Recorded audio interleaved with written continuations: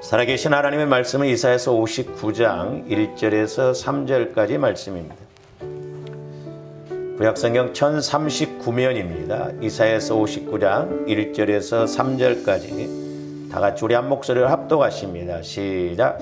여호와의 손이 짧아 구원하지 못하심도 아니요 귀가 둔하여 듣지 못하심도 아니라 오직 너희 죄악이 너희와 너희 하나님 사이를 갈라 놓았고 너희 죄가 그의 얼굴을 가리어서 너희에게서 듣지 않으시게 함이니라. 이는 너희 손의 피에 너희 손가락이 죄악에 더러워졌으며 너희 입술은 거짓을 말하며 너희 혀는 악독을 내밀어. 아멘.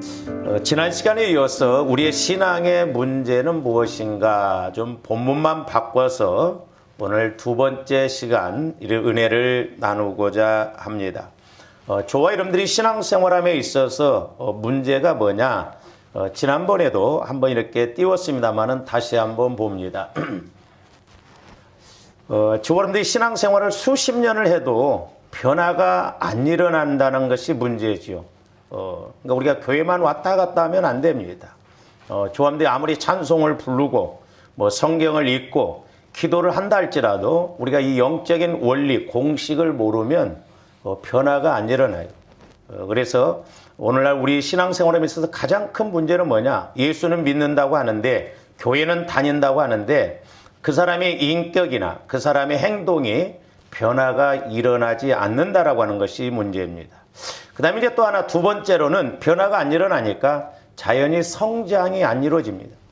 믿음 생활을 우리가 하면 자꾸 체험도 더 깊어져야 되겠고 길어져야 되겠고 이렇게 넓어지고 그래야 되는데 10년 전이나 20년 전이나 지금이나 한 알 그대로 이렇게 가면 어떻게 보면 우리가 그 저주받은 것이죠. 옛날에 여기 가락 시형 아파트가 있었습니다만은 그 은행나무가 엄청 컸습니다. 제가 물어봤더니 그게 한 30년 정도 됐다고 그래요. 어느 날 새벽에 기도하는데 성령께서 그 은행나무를 보여주시면서, 내종아, 만약에 저 은행 알 한 알이 누가 집에서 갖고 있다가 30년 지났다고 한다면 한 알 그대로지 않냐 이 말이에요. 근데 그 한 알 그대로가 땅에 심겨져서 죽어서 싹이 나서 자라나니까 100배만 열매가 맺힙니까? 수천 배, 수만 배의 열매가 맺. 그렇기 때문에 너희들이 예수를 오랫동안 믿어도 변화가 안 일어나고 성장이 안 이루어지면 그게 저주받은 것이라는 거예요. 그러므로 저와 여러분들이 영안이 활짝 열려져서 우리가 이제 변화도 일어나고 성장도 이루어져야 될 줄로 믿습니다. 그 다음에 이제 우리가 때로는 이렇게 믿음이 이제 성장하면 헌신도 이루어져요. 사람이 세상에서도 그렇잖아요. 내가 1,000만 원 투자해서 1억이 온다고 한다면 다 홀가닥 합니다. 1,000만 원 투자해서 1억 번다고 하니까 안 할 사람이 누가 있어요? 언젠가도 제가 이렇게 또 기도하면서 성령께서 뭐라고 깨닫게 해주시냐면, 왜 너희들이 세상 일에 대해서는, 확신이 없는 것에 대해서는 그렇게 확신이 있는 것처럼 하냐는 거예요. 막 때로는 빚을 내서라도 하잖아요. 근데 확실한 하나님 앞에는 그렇게 못한다는 거죠. 너희들이 세상에 투자하는 시간, 투자하는 물질만큼 나한테 절반만 투자하고 헌신해보라는 거예요. 소위 말해서 하늘 쑤시고도 남는다는 것이죠. 그러니까 이게 철저하게 마귀가 가로막고 있습니다. 그러다 보니까 우리가 예수를 믿어도 우리가 복을 못 받는 거예요. 복을 못 받는다는 걸 다른 말로 말하면 누림이 없어요. 저와 여러분들 예수를 믿었으면 좀 누려야 될 줄로 믿습니다. 우리가 시간적으로도 누리고 환경적으로도 누리고 마음적으로도 누리고 물질적으로도 누려야 돼요. 왜냐하면 우리 하나님께서는 분명히 저와 여러분들에게 은혜 주시고 복 주셔서 누리도록 하게 하셨거든요. 그 다음에 이제 열매도 맺혀야 돼요. 열매. 그 열매가 맺혀지지 아니하면 죽은 나무라고 그랬잖아요. 그래서 이렇게 신앙의 가장 큰 문제는 제가 개인적으로 저렇게 한 4가지로 표현을 해봤습니다. 저와 여러분들이 변화도 일어나야 되겠고 성장도 일어나야 되겠고 때로는 더 큰 은혜 받고 더 큰 상급을 받고 더 큰 복을 받기 위해서 헌신도 이루어져야 되겠고, 뿐만 아니라 30배, 60배, 100배의 그런 열매가 맺혀지기를 주님의 이름으로 축원을 드립니다. 그러면 이제 해결책이 무엇이냐? 우리가 하나님과의 관계에서는 분명히 문제가 있으면 해결책도 있어요. 원인이 있으면 결과가 있고 결과가 있으면 원인이 있습니다. 그런데 저와 여러분들이 이 땅에서 겪는 모든 문제 우리 하나님께서는 다 해결해 주실 수가 있습니다. 다만 저와 여러분들이 믿음이 약하고 하나님을 만나지 못하고 인식하지 못하기 때문에 그렇거든. 하나님 안에서는 해결 못할 것이 없습니다. 제가 이제 이렇게 컴퓨터를 못해요. 이제 그러다가 어쩌다 하나씩 물어봐가지고 이렇게 하면 얼마나 이렇게 좋은지 몰라요.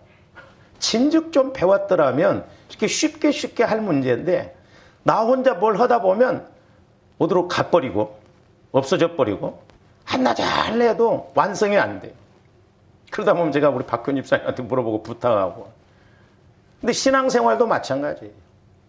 저와 여러분들이 알아가면 알아갈수록 재미있습니다. 실제거든, 실제. 그리고 쉽거든요. 우리 하나님의 저와 여러분들 복잡하게 예수 믿게끔 안 해놨습니다. 너무 쉽습니다. 그러다 보니까 어떤 면에서는 안 믿는 것 같아요. 그래서 이제 저와 여러분들 해결책이 뭐냐? 자, 그 다음 봅니다, 한번. 저걸 여러분들이 적어도 기억하시고, 저 정도만 알아도 우리가 예수님을 실제적으로 만나는데 하자가 없겠구나. 첫 번째는 뭐냐면 보혈과 성령을 힘입어야 돼요. 보혈이 능력입니다. 예수님 피가 능력이에요. 왜 그러냐면 저와 여러분들이 영혼도 예수님이 십자가에 못 박혀 죽으심으로 피 흘리심으로 그 피로 죽었던 영혼이 살아난 거예요. 근데 우리가 단지 예수님이 십자가에 죽으심으로 내가 구원받았다. 맞는 말이에요. 근데 핵심적인 보혈을 빼버리고 그냥 죽으심만 갖고 이야기하면 안 돼요. 당시 그 로마 법제도는 죄를 아주 나쁜 죄를 지은 사람들은 십자가 처형을 했거든. 우리 예수님도 죄가 나쁘다고 해서 십자가 처형을 했는데 예수님이 십자가에 처형받는 것과 일반 죄인이 처형받는 것은 달라요. 그래서 예수님의 핵심은 십자가요. 십자가의 핵심은 보혈이다. 보혈. 저와 여러분들이 좀 개념을 가지고 좀 신앙생활 하시기를 바랍니다. 제가 이렇게 컴퓨터도 배워보니까 어떤 개념이 있어야 이렇게 들어가고 이렇게 해야 되는구나. 신앙생활도 공식이 있어요. 보혈이 능력이에요. 제가 오늘 아침에도 이렇게 기도할 때 성령께서 강력하게 막 기도를 시키신 게 뭐냐면 보혈에 대해서. 보혈이 능력이고 보혈이 권세고 보혈이 영광이고 보혈이 생명이고 보혈 앞에 그 어떤 저주도 다 떠나간다 이 말입니다. 이스라엘 백성들이 애굽에서 출애굽할 때 하나님이 짐승의 피를 문설주와 임방에 발라도 죽음의 사자가 나갔잖아요. 참 우리 교회도 코로나로 인해서 여러 번 어려움이 왔었어요. 자칫 잘못하면 문 닫을 뻔했는데 참 그때마다 하나님이 지켜주시는 거예요. 그래서 집사람도 저도 늘 여러분들을 향해서 또 우리 교회를 향해서 막 보혈을 붓고 저번에는 기도하는데 막 보혈로 우리 교회 막 저와 여러분들 위에 무지개처럼 보혈로 이렇게 막 감싸는. 그러면 질병의 세력, 그 어떤 질병의 세력도 틈타지 못하거든.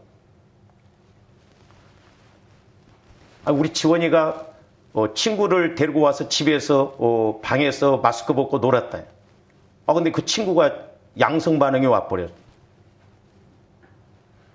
그리고 우리 교회 와서 이렇게 예배 드리고 오는데 막 연락이 온 거예요. 한편은 얼마나 시급했는지. 근데 음성으로 나왔다는 거예요.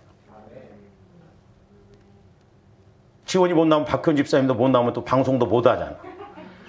그러니까 하나님이 다 아시고, 그러니까 주 안에서의 공짜가 없어요. 마귀는 어찌하든가 막 기도를 무너뜨리려고 하고 예배를 무너뜨리려고 방해를 하거든. 그렇기 때문에 여러분들이 막 늘 소위 말해서 보혈을 뒤집어 쓰세요. 할렐루야. 보혈을 의지할 때 놀라운 역사가 있다 말입니다. 체험 안 해본 사람은 몰라요. 그러니까 여러분들이 보혈을 의지하면 그러면 이제 보혈을 의지하면 이게 내가 느낌이 있는지 없는지 모르잖아요. 근데 이제 요한일서 5장에 보면 지난 시간에 말씀드렸잖아요. 물과 피와 성령은 하나라는 거예요. 또 증거하시는 이가 셋이라고 하는 것이죠. 그러니까 보혈을 의지하면 성령께서 분명히 믿음이 좀 약할 때는 환상으로 보여준다든지 꿈으로 보여준다든지 이제 조함들이 보혈을 자꾸 적용하고 가면 말씀을 통해서 깨닫게 해주셔요. 그래서 보혈과 성령은 같이 갑니다. 아이 목사님 저는 해봐도 안 되던데요. 그만큼 조함들 마음이 심각하기 때문에 그래요. 마음이 그만큼 돌짝밭처럼 금강석처럼 굳어져 있기 때문에 그렇다 이 말이죠. 사실인데 왜 누구는 되고 누구는 안 됩니까? 다 될 수가 있습니다. 할렐루야. 여러분들이 얼마만큼 하느냐에 따라서. 그러니까 마귀는 그렇게 못하게 합니다. 그렇게 해서 마귀도 때가 되면 터뜨려요. 문제를 터뜨리고 질병을 터뜨리고 저주를 터뜨리고 그때 가서 우리가 후회하지 말고. 제가 말씀드리잖아요. 집사님, 권사님 그럴 줄 몰랐어요? 내가 언젠가 이야기한다고. 실제적으로도 오늘 또 저와 여러분들이 보혈을 의지해서 나가면 문제가 문제될 것이 없는데 우리가 눈에 안 보이니까 인식이 안 되니까 그냥 내 육신대로 그렇게 가는 거예요. 그래서 우리가 보혈을 통해서 이렇게 성령의 인도를 받을 때 우리 신앙생활이 실제가 되어집니다. 할렐루야. 이와 같은 은혜가 있기를 주님의 이름으로 축원을 드립니다. 그러니까 해결책이 무엇이냐? 죄에 대한 이런 해결책이 무엇이냐? 보혈과 성령이에요. 근데 이제 우리가 죄라고 하는 것도 사람들이 생각하기를 나는 죄 없어. 내가 뭐 나쁜 짓 안 했는데 내가 도둑질 안 했는데 하나의 윤리 도덕적인 측면에서만 생각하니까 그래요. 저와 여러분들이 왜 죄의 문제를 해결해야 되느냐? 오늘 말씀에서 밝히고 있다 이 말이죠. 죄의 문제가 뭐예요? 그래서 이제 죄라고 하는 것도 저분들이 꼭 개념을 아셔야 돼요. 죄라고 하는 것도 두 가지예요. 하나는 원죄가 있고 하나는 자범죄가 있습니다. 원죄는 뭐냐? 하나님을 믿지 않는 죄. 그러니까 아무리 저 사람이 착실하고 그래도 하나님을 믿지 않으면 그 사람 죽으면 지옥 가요. 아무리 그 사람이 봉사를 많이 하고 사회에 수백억 수천억을 이렇게 환원하고 도와주고 그래도 예수 안 믿으면 그 사람이 죽으면 지옥입니다. 사람들이 이렇게 생각해요. 이 기독교는 유독 특출나다고. 자기들만 진리라고 한다고. 예수 외에는 진리가 없어요. 그러니까 마귀는 이 기독교에 대해서 예수에 대해서 진리에 대해서 절대 진리로 못 믿게 합니다. 그러니까 지금 시대가 포스트 모더니즘 시대라고 하잖아요. 전부 뭘 엇박자로 이렇게 희한하게 만들고 옷도 하나로만 이렇게 색깔로 만드는데 이쪽에는 빨간색 이쪽에는 검정색 해가지고 헷갈리게 만들어. 그러니까 요즘 사람들이 그런 걸 또 좋아해. 특별하지 않냐고. 저 사람 성향이지 않냐고. 그러니까 우리 목회도 희한하게 하면 사람들이 좀 옵니다. 그러니까 무슨 요즘 우리 목사님들도 목회가 안 되니까 자꾸 이제 이렇게 카페하고 같이 해. 우리 지방의 목사님도 카페하고 하다가 결국 문 닫았어요. 안 돼. 그 창립 예배 드릴 때 제가 가서 설교를 했는데 그 모교의 목사님이 이렇게 축사할 시간에 이 교회 문 닫아야 됩니다. 인간적인 방법으로 이렇게 하려고 하니까. 한때는 전원교회라고 해가지고 또 산속에다 교회 져놓고 얼마나 좋아요. 주일날 놀러 못 가니까 와서 좀 이렇게 예배도 드리고 전원생활 이렇게 전원하는 거 보고 다 지금 문 닫습니다. 안 돼요. 누가 그거 와서 기도를 해? 그 뭔데? 그러니까 인간적인 방법으로 자꾸 이렇게 마귀가 그렇게 한다 이 말이죠. 이게 세상도 마찬가지예요. 그래서 가끔 여러분들이 그런 말 하죠. 세상이 미쳐 돌아간다. 진짜 미쳐 돌아가요. 절대 진리가 없습니다. 그러니까 요즘 젊은 사람들 절대 진리, 예수를 절대 진리라고 말하지 않아요. 내가 믿는 게 절대 진리라고 생각합니다. 그러니까 마귀도 자기 때가 가까우므로 어찌하든가 한 영혼이라도 지옥 백성 만들려고 우는 사자와 같이 그렇게 공격하거든요. 그래서 죄의 문제라고 하는 것도 단지 윤리 도덕적인 차원으로 그렇게 생각하면 안 돼. 그래서 죄라고 하는 것은 원죄, 하나님을 믿지 않는 것이 원죄다. 그리고 이제 또 하나는 자범죄가 있어요. 자범죄. 그 자범죄는 뭐냐면 내가 죄를 짓는 것인데, 저도 처음에는 이 자범죄를 하나로만 생각했어요. 근데 어느 날 기도하는데 또 이 죄에 대해서 설명을 해야 되는데 이게 앞뒤가 안 맞아. 성령께서 조명해 주시는데 이제 깨달음이 이렇게 딱 오는데, 자범죄는 또 이제 두 가지입니다. 하나는 뭐냐면 윤리 도덕적인 자범죄가 있어요. 이건 세상에서 법으로도 다스립니다. 뭐 도둑질 한다든지 나쁜 짓을 한다고 한다면 세상 법으로. 그건 윤리 도덕적인 자범죄. 그건 세상 법으로도 다스려요. 근데 이제 자범죄 중에 또 하나 죄가 있는데 그게 뭐냐면 이제 본죄라고도 합니다. 제가 그렇게 붙였어요. 또 다른 말로 하면 영적인 자범죄. 근데 이건 눈에 안 보여요. 마음으로 지은 죄, 생각으로 지은 죄. 여러분들이 혼자 있을 때 어떤 사람이 밉다고 해서 막 욕을 바가지로 그러면 잡아갑니까? 안 잡아가요. 근데 누가 잡아갑니까? 마귀가 잡아가요. 저와 여러분들의 마음과 생각을 자꾸 그렇게 마귀가 공격을 해요.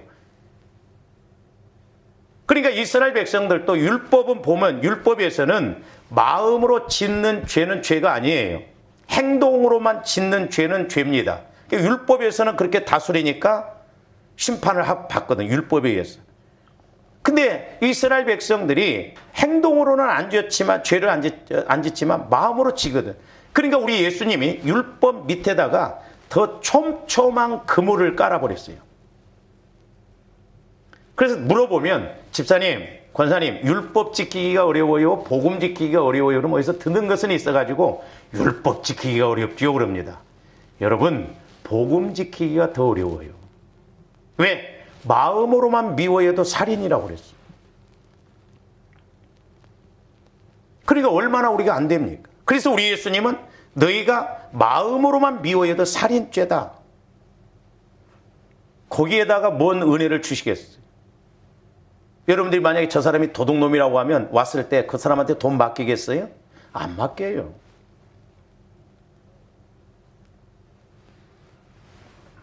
교회 안에도 옛날에 제가 이렇게 물질 훈련 받을 때 영적으로 이렇게 했는데, 교회 안에 도둑놈 사기꾼들이 많다고 그러더라고. 다른 사람이 와서 아니라 여러분들이래요. 왜 도둑놈이요? 11조 떼 먹으면 도둑놈이라고 그랬으니까. 내가 감동받은 것 안 하면 그건 사기치는 거예요. 그런 데다가 내가 뭔 복을 주겠냐는 거죠.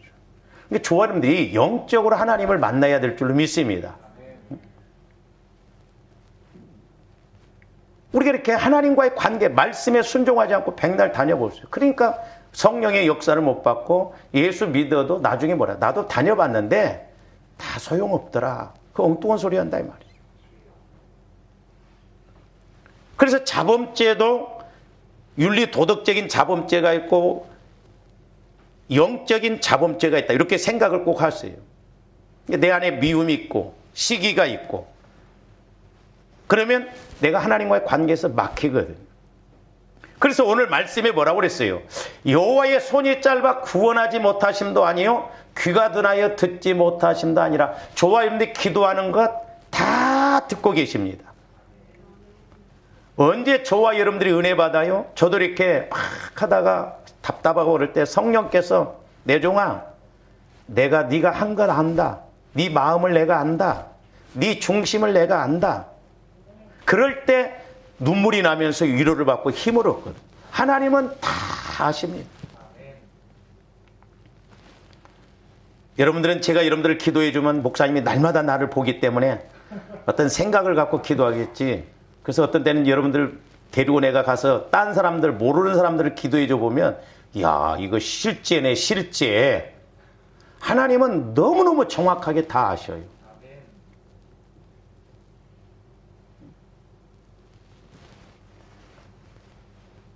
우리 성도들도 기도를 어떤 데는 안 받으려고 그래. 찔린 것이 있으면.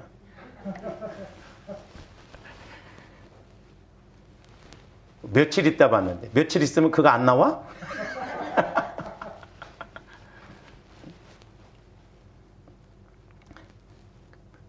뭐 그렇게 하나 안 하나 똑같아요. 보시기에 뭐 내가 며칠 기도한다고 해서 뭐 더 나아져? 차라리 딱 들춰내고 회개하고 빨리빨리 가는 게 좋지. 요즘은 이제 여러분들도 하도 무뎌져 갖고 기도받을 생각도 안 하더라고요. 그러려면 그러라. 이제 나도 그래. 보세요. 2절. 오직 너희 죄악이 너희와 너희 하나님 사이를 갈라놓았고 너희 죄가 그의 얼굴을 가리어서 너희에게서 듣지 않으시게 함이라. 그러니까 기도응답을 받을 수가 없고 문제 해결을 받을 수가 없는 게 뭐냐? 우리 안에 이런 죄성, 상처, 쓴뿌리 이것을 저와 여러분들이 해결해야 될 줄로 믿습니다. 그러니까 보혈을 자꾸 이렇게 의지하다 보면 신기해요. 여러분들이 그런 건 잘하시더라고. 이렇게 지금은 그런 게 있나 없나 모르는데 우리가 뭐 이렇게 복권 같은 거 사면 옛날에 뭐 했어요? 막 동전으로 긁었어요. 그 긁을 때 모습 보세요. 얼마나 진지한지 모릅니다. 그리고 끝에까지 다 긁었는데 꽝 하면 에이 꽝이네. 조화님들이 보혈을 의지해서 자꾸 조화님들 마음과 생각에 적용해 보세요. 신기합니다. 드러나요. 이렇게 뜹니다. 문제들. 왜? 성령께서 보여주세요. 그래서 제가 이제 금요일 날도 이렇게 기도할 때 마무리 기도를 할 때 성령께서 적어도 저와 여러분들이 어떤 하나를 깨달았으면 그 하나를 붙잡고 기도하되 하나님 그거 하나만 처리하려고 하지 마시고 거기에 같이 따라오는 적어도 세 가지. 그러니까 마귀도 우리 마음 안에 있었던 죄성을 가지고 삼박자로 트라이앵글 법칙으로 딱 버티고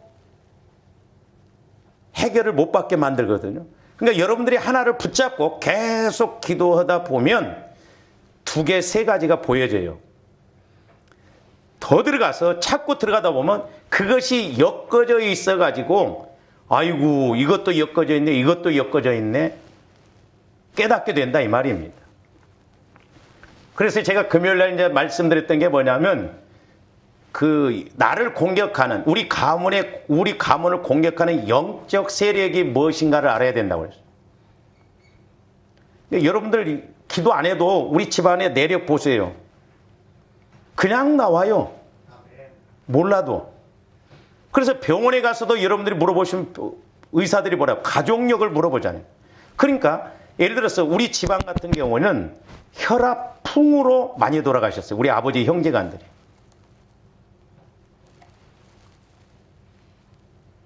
그 우리 넷째 큰아버지도 화장실 가서 돌아가셨는데 혈압으로 돌아가셨습니다.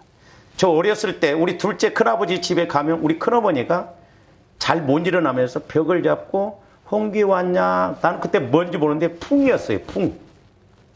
혈압. 근데 우리 넷째 큰아버지 가정은 세상에 조카 사이도 혈압으로 나가 떨어져 가지고 일을 못하는 거예요. 그러니까 그 조카 애가 똘똘했거든요. 은행 다니고 그랬는데 결국 헤어지더라고. 그 집안이 셋이나 헤어져 버렸어요. 그러니까 마귀가 그런 식으로 써요.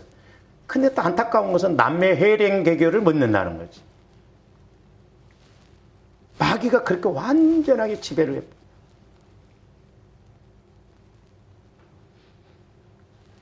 그래서 우리 가문에 흐르는 영적인 그런 세력이 뭔가, 우리 가문을 특히 공격하는 그 세력들이 뭔가.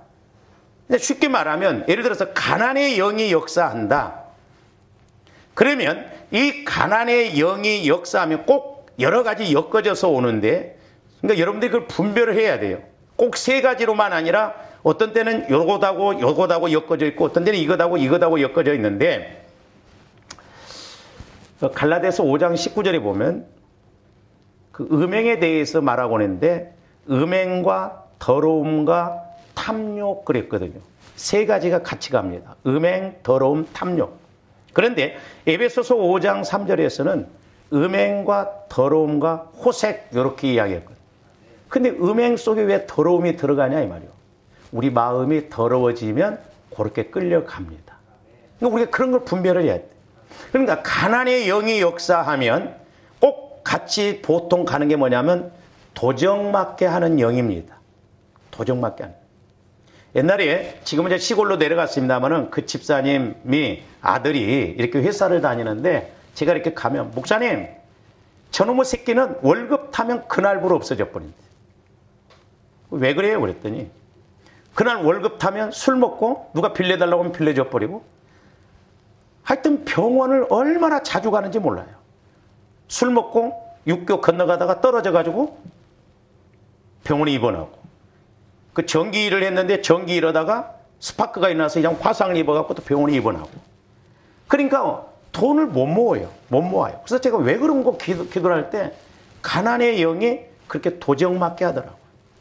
그러니까 버는 것도 중요하지만 저와 여러분들이 도적맞지 않아야 돼요. 그 도둑을 쫓아내야 될 줄로 믿습니다. 그러니까 우리가 영적인 존재가 마귀가 우리를 공격하는데 육신적으로 맨날 그렇게 하면 무슨 소용이 있어요. 그거 모르면 우리가 늘 속고 가거든. 그 다음에 또 하나가 뭐냐면 빚지게 하는 영입니다. 그러니까 가난의 영이 역사하면 도적맞게 하고 빚지게 해서. 그러니까 이 세 가지가 확 나를 사로잡으면 하는 것마다 힘들어요. 어렵습니다. 안 풀려요. 그러니까 이렇게 가문에 흐르는 나를 방해하는 이런 영적 세력들을 우리가 먼저 쫓아내야 될 줄로 믿습니다. 그러니까 여러분들이 예를 들어서 때로는 짜증 잘 내죠. 짜증. 짜증 잘 내면 혈기가 올라옵니다. 이 짜증이 심해지면 혈기가 와요. 소위 뚜껑이 열려져요. 물 끓을 때 막 세게 끓으면 막 뚜껑이 막 달달달달 하면서 이게 끝나풀이 붙어갖고 높이 올라갔다고도 다쳐지더만 성령께서는 베라벨스럽게 잘 보여요. 혈기와 분노가 같이 가요. 꼭 그렇게 세 가지만 있게 교묘하게. 그러니까 가난의 영이 역사하면 욕심, 탐심의 영이 또 이렇게 역사해서 자꾸 욕심 부리거든요. 욕심 부리면 될 것 같은데 안 돼요. 그래서 조함들이 영 분별을 잘해야 될 줄로 믿습니다. 우리 기독교는 영적 세계예요. 그래서 제가 말씀드렸잖아요. 하나님은 영이세요. 영물이라고 그래요. 다른 표현으로 말하면. 우리 사람도 육신을 입었지만 영물이라고 합니다. 영적인 존재예요. 타락한 마귀도 영물이에요. 그리고 천사도 영물입니다. 영물은 이 세상에 네 가지밖에 없어요. 하나님, 천사, 타락한 마귀, 우리 인간. 짐승들은 영이 없기 때문에 그건 죽으면 끝이에요. 그렇기 때문에 저와 여러분들이 예수를 믿어도 마귀에게 공격을 받느냐 아니면 내가 하나님으로부터 인도를 받느냐 다르다 이 말입니다. 그걸 먼저 쫓아내고 그걸 먼저 처리해야 돼요. 제가 말씀드리잖아요. 저와 여러분들이 방을 따뜻하게 이렇게 해놔 보세요. 그러면 내가 옷을 가볍게 입어도 더워요. 근데 방이 추우면 아무리 옷을 두껍게 입어도 춥습니다. 그러니까 이런 영적인 문제가 해결이 안 되어지면 아무리 애를 쓰고 노력해도 다 마귀 좋은 일을 시키는 거예요. 그러니까 우리가 영적인 걸 모르면 우리 기독교가 신앙생활을 함에 있어서 승리할 수가 없어요. 그래서 적어도 저와 여러분들이 내 안에 상처, 쓴뿌리, 죄성이 무언가를 알아야 돼요. 왜냐? 거기에 의해서 행동도 나오고 그렇습니다. 제가 이제는 이렇게 기도를 하고 그러다 보면 때로 조함들 어렸을 때 받은 상처가 있잖아요. 그 치유가 안 되면 무의식 속에서 이렇게 딱 형성돼 가지고 이렇게 자라나 있습니다. 근데 여기에서 어떤 행동으로 보면 본인은 맞다고 하는데 여기서 올라온 것이거든. 그러니까 육신적으로 보면 본인은 맞는데 아니요. 그럼 우리가 이것을 어떻게 알 수 있냐 말이에요. 오직 보혈과 성령을 통해서만 우리가 알 수 있고 치유받을 수가 있습니다. 할렐루야.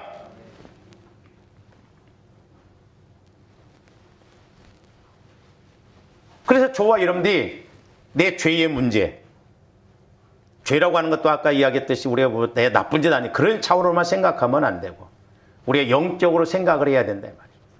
그 다음에 내 안에 상처, 쓴뿌리 이런 것이 뭔가. 특히 우리 한국 사람들은 상처가 많아요. 나라적으로도 계속 외세의 공격을 받았잖아요. 그러다 보니까 불신도 많고 믿지를 못합니다. 그리고 빨리빨리. 제가 미국에 가서 느꼈던 것 중에 하나가 뭐냐면 미국은 우리나라처럼 고층 아파트 이런 게 거의 없더라고요. 워낙 땅덩어리가 넓다 보니까 높이 세울 필요가 없어요. 근데 워싱턴에 이렇게 갔을 때 그 높이 강가에 높이 세워진 아파트가 있더라고요. 이상하게 저기는 이렇게 높네요. 아주 위치도 좋고 그래요. 그래서 전 뭐냐고 그랬더니 노인 아파트래요. 그러니까 역시 미국은 복받을 수밖에 없구나. 노인들, 장애자들을 위해서는 아주 전망 좋은 데다 높은 아파트를 세워서 땅이 넓기 때문에 여유가 있어요, 그 사람들은. 그래서 어디 식당을 가도 그냥 자연스럽게 줄 섭니다.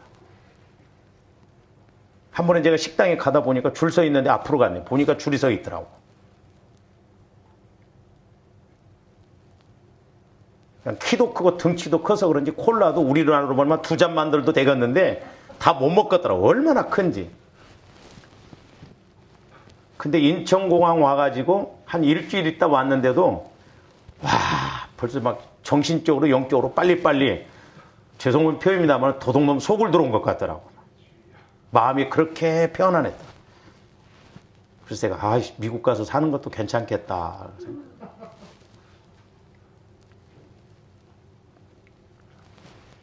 지금은 이제 비슷하다고 그래요.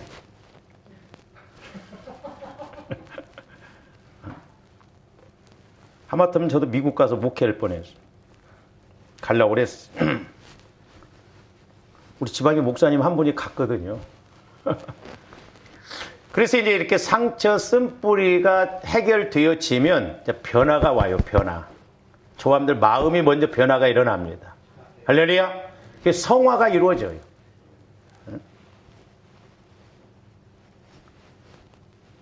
그러나 저와 여러분들이 저의 죄의 문제, 상처 쓴뿌리 문제가 해결되어지지 않으면 제일 문제가 뭐냐면 하나님과의 관계가 문제가 됩니다. 그리고 하나님과의 관계뿐만 아니라 사람과의 관계, 수평적인 관계도 문제가 되고 환경적인 문제도 오거든요. 그러나 내 마음이 치유가 이루어지고 내 마음이 주님 마음이 와지면 옛날에는 그렇게 보기 싫던 사람도 불쌍히 여겨지고. 그러니까 흔히 우리 뭐 이렇게 이제 아내분들이 아유 저 왼수 언제 변화되냐 그런 마음 품으면 변화 안 돼요. 아이고 참 불쌍하다. 그러면 변화시킵니다. 내가 왼수하고 미운 마음을 가지면 살인을 하고 있는데 하나님 변화시키겠어요? 불쌍히 여겨져야 돼. 신기합니다. 불쌍히 여기면 내 마음이 변화된 만큼 변화돼요. 그러니까 우리가 남 탓할 것 없어요. 정확하게 보면 내 탓이요. 내가 변화되어 보세요. 안 변화된가? 내가 안 변화되니까 안 변화되는 거요. 아바씨 이런 걸 좀 알아야 할 텐데. 그래서 저와 여러분들 마음 안에 있는 상처, 쓴뿌리, 죄성을 우리가 해결해야 되는데 자, 히브리서 12장 14절에서 15절 한번 봅니다. 모든 사람과 더불어 잘 보세요. 저기에서 우리가 두 가지를 이렇게 추론해 볼 수가 있는데 모든 사람과 더불어 화평함과 그랬어요. 사람과의 관계에서 맺힌 것이 있으면 안 됩니다. 근데 이제 우리 한국에도 보면 옛날에 제가 이렇게 기도할 때 내종아 왜 결혼했냐고 물어보라는 거예요. 처음에 다 좋아서 결혼했대요. 사랑해서 결혼했대요. 지금 물어보라는 거예요. 사는 사람들한테. 80%가 아니랍니다. 그때 못 보고 그렇게 한 거예요.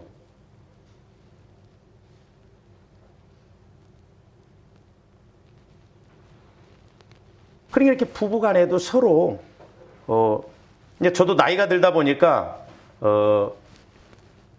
온도가 안 맞고 그래가지고 사모님도 이제 이렇게 수술하고 그래가지고 이렇게 온도가 안 맞아서 이제 따로따로 잡니다만은 요즘은 젊은 사람들 또 각방을 쓰더라고요. 네? 젊어서부터 문제입니다. 기도 외에는 각방 쓰면 안 돼요. 싸우고도 같이 자야 돼. 아멘은 안 하네 우리 젊은 사람. 아이고 목사님 어떻게 싸우고 그날 밤에 같이 자요? 같이 자봐. 그 풀어집니다. 그래서 모든 사람과 화평함을 이루라는 거예요. 화평. 사람과 맺힌 것이 있으면 안 됩니다. 그래서 보세요. 제가 이렇게 기도를 해주다 보면요. 사람을 아주 무시하고 대적하고 그러면요. 부부간에도 뼈로 옵니다. 뼈로 문제가 와요. 제가 옛날에 대전에 있을 때도 이렇게 그런 사람 하나 기도했는데 그 용서가 되고 그러니까 뼈가 치유가 돼버리더라고요. 그 신기해요. 그러니까 마귀가 그렇게 해서 우리를 공격하거든요. 그냥 약 안 먹어도 돼. 수술 안 해도 돼. 용서하고 이렇게 맺힌 걸 풀면 하나님이 그냥 치유시켜 주는 경우도 있거든요. 그리고 또 하나는 뭐냐면 거룩함을 따르라는 거예요. 저 거룩함은 하나님과의 관계죠. 구별된 마음, 구별된 생각. 아까 봤잖아요. 예수 마음, 깨끗한 마음, 거룩한 마음. 예수 마음만이 거룩해요. 그러니까 조합이 사람과의 관계에서 막히면 안 되고 하나님과의 관계에서도 막히면 안 돼요. 그러나 내 마음이 주님 마음으로 바뀌어지면 사람과의 관계도 용서해 줄 수 있고 넘어가 줄 수 있고 그렇거든요. 그리고 하나님과의 관계에서 막힘이 없으니까 구별된 마음이니까 성령의 인도를 받아서 저 보세요. 이것이 없이는 아무도 주를 보지 못하리라. 그러니까 오늘날 우리가 왜 주를 못 만나는가? 성령은 나를 성전 삼으시고 내 안에 거하시는데 왜 우리가 그 하나님을 못 만나는가? 우리 마음이 문제니까. 우리 생각이 문제니까. 조합들이 마음과 생각에 더 초점을 맞추고 철저하게 우리가 깨트리고 자아가 죽어져서 주님 마음으로 거룩한 성화가 이루어져야 될 줄로 믿습니다. 그러면서 15절 너희는 하나님의 은혜에 이르지 못하는 자가 없도록 하고 뭐라고 하셨어요? 또 쓴뿌리가 나서 괴롭게 하여 그래서 쓴뿌리.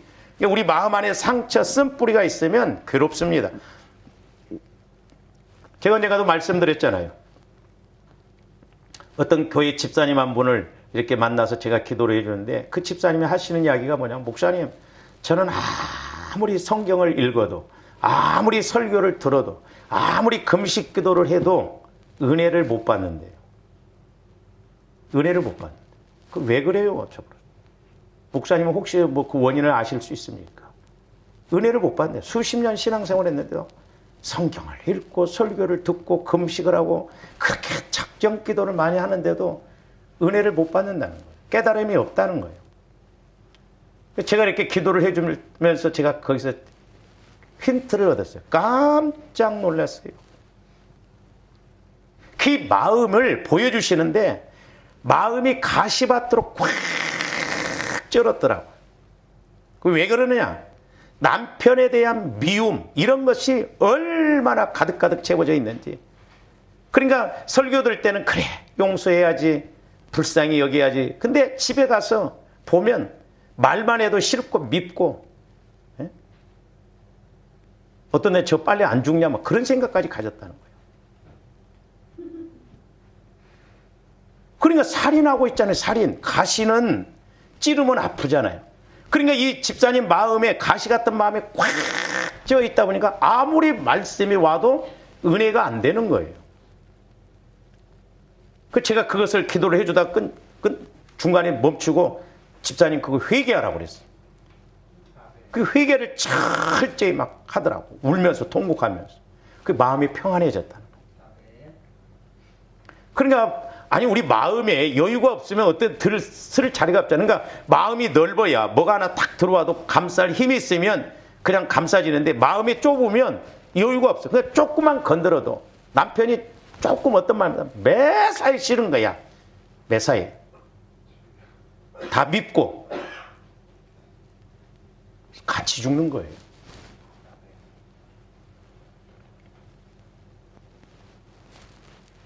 철저하게 우리가 회개해야 돼. 여러분들이 용서해 주시고 여러분들을 위해서 용서를 해야 돼. 내가 은혜 받기 위해서. 내가 용서를 안 하면 마귀가 그 용서하지 않는 마음 갖고 나중에 또 문제 일으킵니다.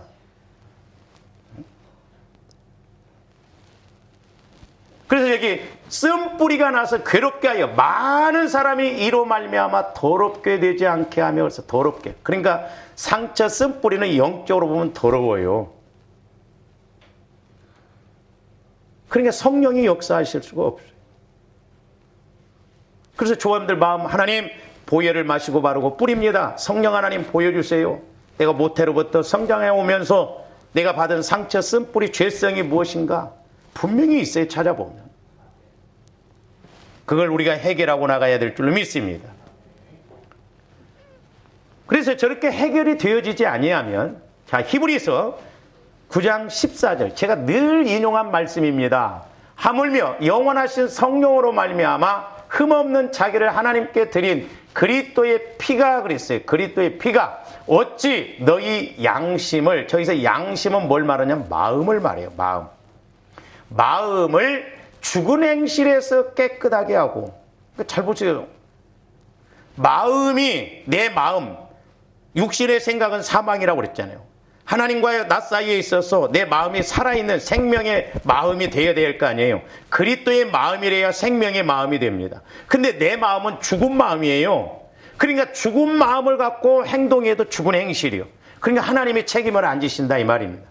근데 그리스도의 보혈을 자꾸 마시고 바르고 뿌리면 죽었던 내 마음이, 육신의 마음이, 육신의 생각이 자꾸 성화가 이루어져서 주님 마음, 살아있는 마음, 새 마음, 거룩한 마음, 참 마음, 온전한 마음으로 바뀌어진다 이 말입니다. 그러면 그때 성령께서 주신 말씀이 은혜가 되고 그렇구나 그랬다 이 말입니다. 그러니까 내 마음 갖고 신앙생활하면 죽은 마음 갖고 하니까 기도를 해도 응답이 없고 체험이 없고 그렇다 이 말이죠.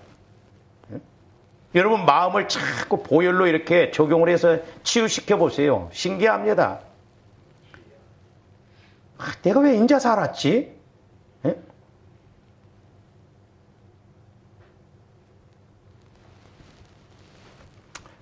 옛날에 제가 우리 교회를 위해서 기도할 때 우리 교회는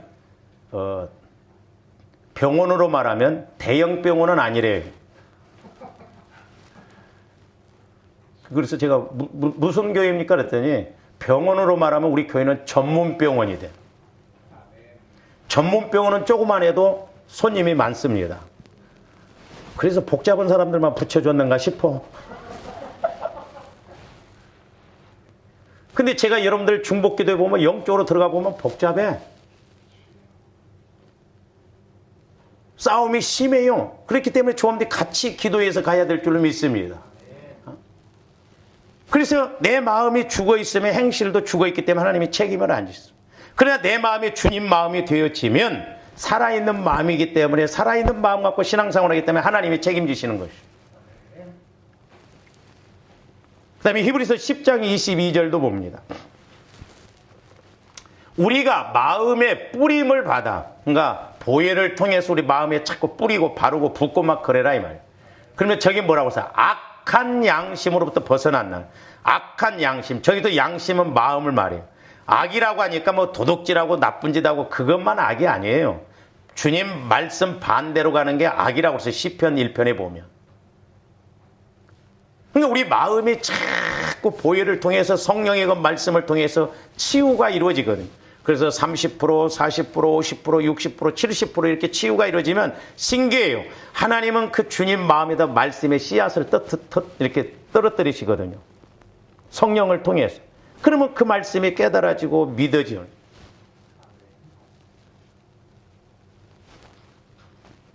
그래서 벗어나고 몸은 맑은 물로 씻음을 받았으니 저기 참마음 그랬죠. 참마음은 그리스도의 마음이에요. 그리스도의 마음을 가지고 신앙생활할 때 성령께서 말씀을 주실 때 온전한 믿음이 드러날 줄로 믿습니다. 그래서 생각도 온전해지고 마음도 온전해지고 또 믿음으로 이렇게 행할 때도 온전하기 때문에 하나님이 책임지신다 이 말이에요. 그러면서 하나님께 나아가자는 거예요.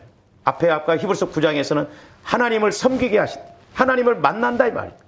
그렇게 해서 너희들이 신앙생활을 하라는 것입니다. 근데 이스라엘 백성들이 저 마음을 못 바꿨어요. 그러니까 오늘날도 마찬가지예요. 잘 보세요. 그래서 이스라엘 백성들이 광야에서 행동했던 것을 히브리서에서 말씀하고 있는데 히브리서 3장 7절에서 12절 한번 봅니다. 그러므로 성령이 이르신 바와 같이 오늘 너희가 그의 음성을 듣거든. 잘 보세요. 오늘날 저와님들이 성령을 통해서 분명히 음성을 듣습니다. 성령의 음성을 듣고 성령의 말씀을 들음에도 불구하고 이스라엘 백성들도 광야지만 불기둥, 구름기둥, 모세를 통해서 늘 하나님의 말씀을 주셨는데도 못 듣잖아요. 그러다 보니까 문제예요. 그러니까 오늘날도 성령께서 교회를 통해서 분명히 말씀해 주시는데 저와 여러분들이 듣지 못하면 어떻게 되냐. 잘 보세요. 8절. 광야에서 시험하던 날에 거역하던 것 같이 너희 마음을 완고하게 하지 말라는 거예요. 그러니까 마귀는 우리 마음 죽은 마음 갖고 절대 권면도 받아들이지 않고 성령께서 직접 말씀하셔도 회개 않고 깨달아지지를 않습니다. 완고한 마음이에요. 이스라엘 백성들이 저 완고한 마음 때문에 광야에서 다 여호수아 갈렙 빼고 1세대가 다 죽어나갔던 거예요. 그 다음에 계속 봅니다.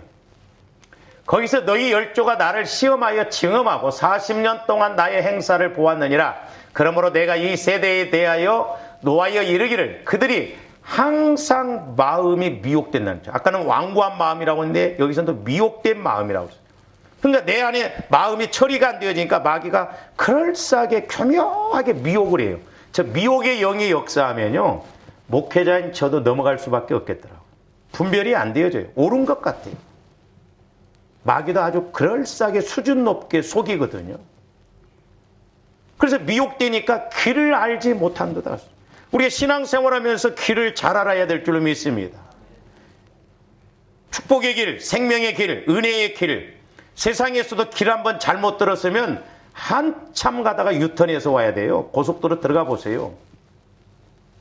그러니까 마음이 어두워져 버리면 죽은 마음이 되어지면 길을 몰라. 그러니까 이스라엘 백성들이 저런 마음들이 처리되어졌더라면 애굽에서 가나안 땅까지요, 빨리 가면 열흘이면 갈 길이에요. 길어도 일주일에서 열흘. 근데 40년을 뺑뺑이를 돌아도 가나안 땅을 못 들어갔어요. 생고생만 하다가 광야에서 다 죽어나갔어요.